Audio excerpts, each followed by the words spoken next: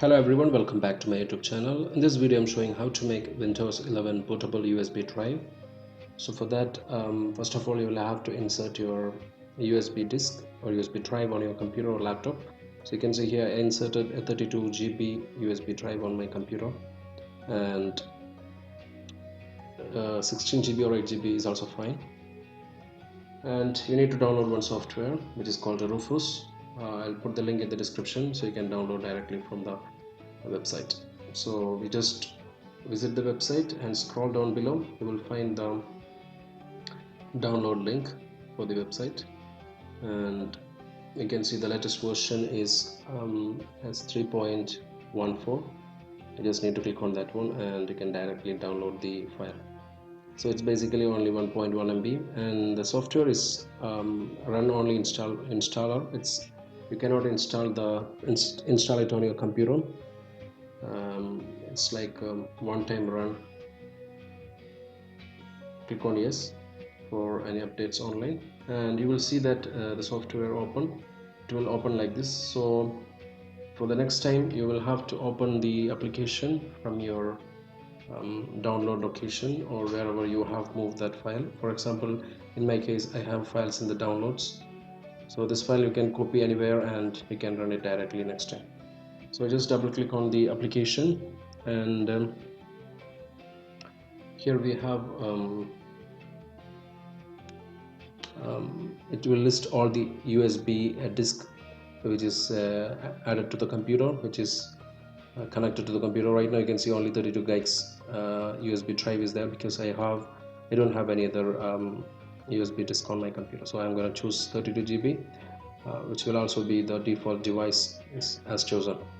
And you can also see the name of the device. If you have multiple devices, you can identify the USB drive that you are going to use.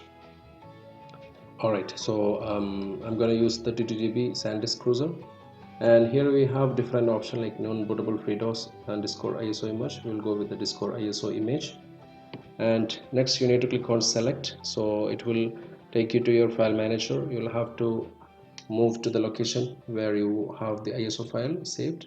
So in my case I have saved in Windows 11 folder under the downloads.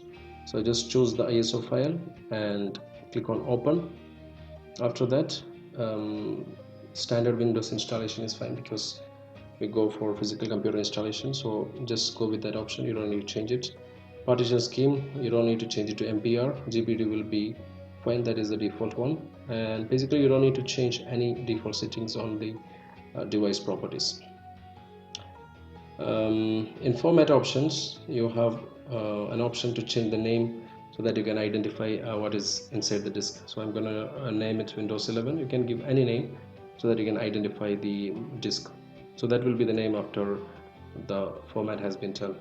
And file system, keep FAT32, and cluster size as well, 16 kilobytes is fine. And in advanced format option you have an option to check device for bad blocks, so that it will check for the bad sectors. The problem is it will take really a long time for checking the bad blocks.